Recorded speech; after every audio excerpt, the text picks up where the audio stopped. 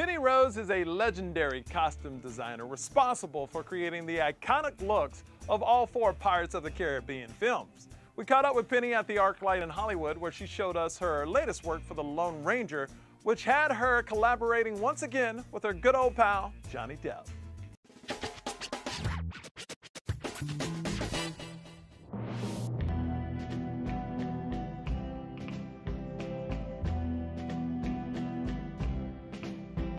Johnny came to me originally with a preconceived and tested the crow and the body paint. So when it became my turn, I knew that I really only had to concentrate on the waist down.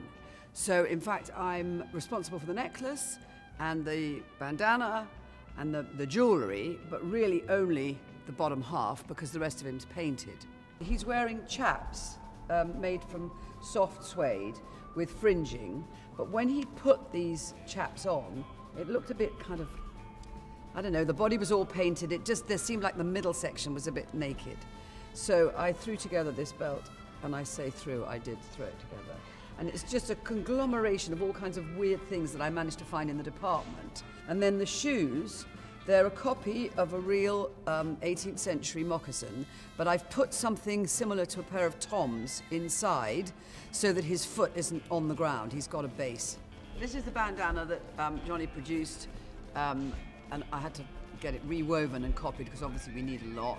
And then we threw a few beads in and a bit of a feather. And you know, this is the way he cleverly becomes involved in the look of the character. He's always got ideas about, you know, maybe a bit more of this, maybe a bit less of that. And, you know, just little bits and pieces. Everything you see gets recopied in soft plastics because of the stump work.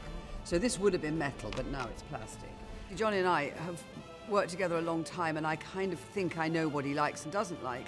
I'd never met Army before, and we had several sessions, and he's very interested and very helpful. But it's not, obviously, the costume isn't so full of little gadgets and additions.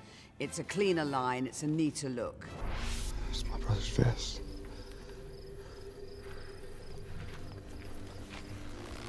Eyes cut by the bullets that killed him.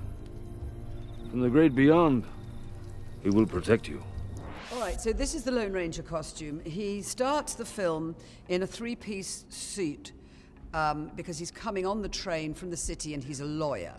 So then we had to work out how to create a transition so that we would have the iconic Lone Ranger look, and bearing in mind that very quickly after he puts this on, he starts to get into serious trouble and buried.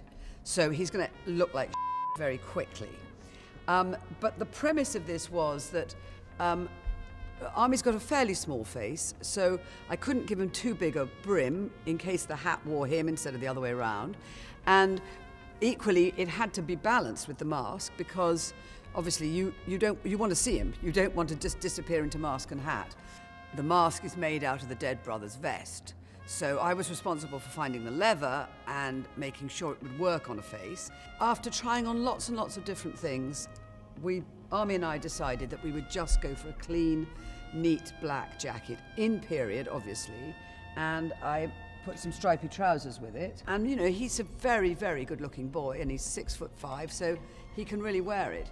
You know, everything about it's very kind of low-key, simple buttons, simple cut, only very small shawl collar on the vest.